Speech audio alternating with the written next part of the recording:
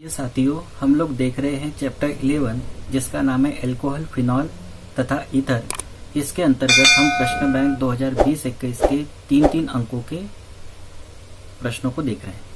तो उसके अंतर्गत हमारा प्रश्न नंबर 6 है, डाई एथिल ईथर के कोई 3 उपयोग लिखिए। डाई एथिल ईथर का फार्मूला होता है C2H5 single bond O single bond C2H5। और जब भी कोई ईथर नहीं कहा जाए तो ज्यादातर या हमेशा डाई एथिल ईथर ही माना जाता है। अगर ये कहा होता कि ईथर के कोई 3 उपयोग लिखिए और अगर हम डाई एथिल ईथर के उपयोग लिखते तो भी सही होता। तो डाई एथिल ईथर जिसका फार्मूला C2H5 सिंगल बॉन्ड और सिंगल बॉन्ड C2H5 है, इसके जो उपयोग है वो इस प्रकार है। पहला उपयोग इसका विलायक के रूप में, विलायक मतलब घोलने के लिए इसका उपयोग किया जाता है, सॉल्वेंट के रूप में इसका उपयोग किया जाता है। क्योंकि जितने भी कार्बनिक यौगिक होते हैं वो सारे के सारे कार्बनिक यौगिक डाई एथिल ईथर में विलय है, मतलब घुलते हैं, और जिसके कारण हम इसको कह सकते हैं कि इसका उपयोग हम विलायक के रूप में करते हैं।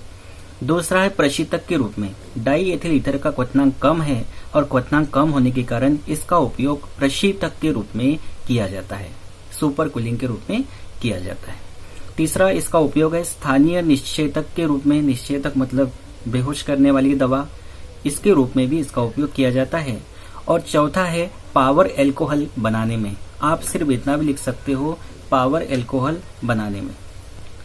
अब पावर एल्कोहल बनाने में इसका मतलब ये है कि एल्कोहल और ईथर, ईथर का मतलब डाई एथिल ईथर और एल्कोहल का मतलब एथिल एल्कोहल, एल्कोहल तथा ईथर के मिश्रण का प्रयोग पेट्रोल के विकल्प के रूप में किया जाता है।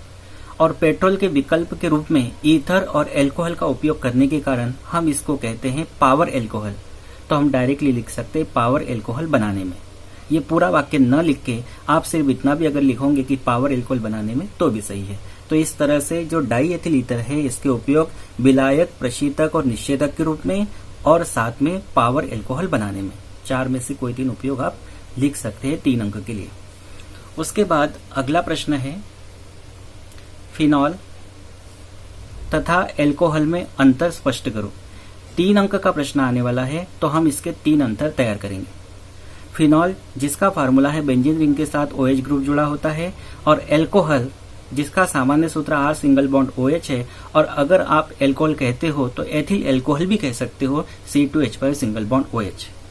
तो फिनॉल और एल्कोहल इन दोनों में जो पहला अंतर है, इसकी फिनॉलिक गंध होती है। जो फिनॉल होता है उसकी विशिष्ट गंध होती है, और विशिष्ट गंध होने के कारण उस गंध को कह दिया फिनॉलिक गंध।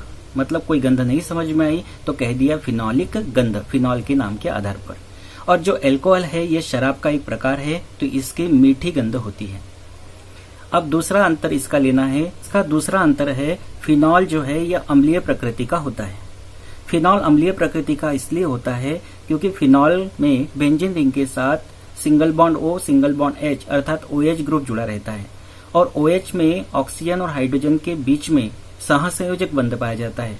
तो यह ऑक्सीजन क्या करता है, ऑक्सीजन और हाइड्रोजन के बीच के सहसंयोजक बंध के इलेक्ट्रॉनों को अपनी ओर खींच लेता है। कौन? ऑक्सीजन।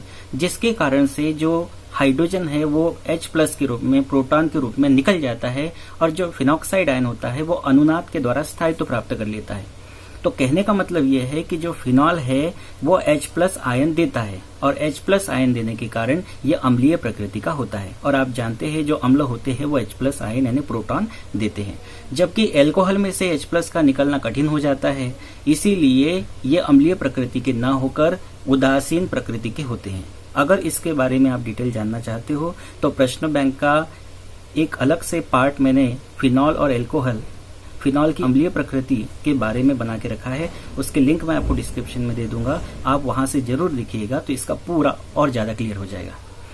अब ये अम्लीय प्रकृति का है फिनॉल, तो इसके आधार पर हम 2 अंतर और बना सकते हैं। फिनॉल जो अम्लीय प्रकृति का है, अम्ल का काम क्या है, नीले लिटमस को लाल करना, तो इसीलिए फिनॉल नीले लिटमस को लाल करते हैं, जबकि क्षार क्या करते हैं, लाल लिटमस को या लाल लिटमस पेपर को या लाल लिटमस पत्र को नीला करते हैं। तो फिनॉल अम्लीय प्रकृति का है तो ये नीले लिटमस को लाल करेगा, जबकि एल्कोहल उदासीन है तो ये लिटमस को प्रभावित नहीं करेगा।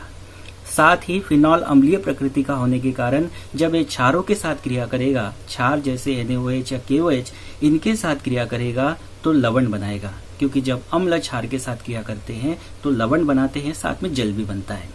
जबकि एल्कोहल उदासीन प्रकृति का होने के कारण ये क्षारों के साथ कोई क्रिया नहीं करते हैं। तो ये प्रश्न 6वां और प्रश्न 7वां हमने देख लिया।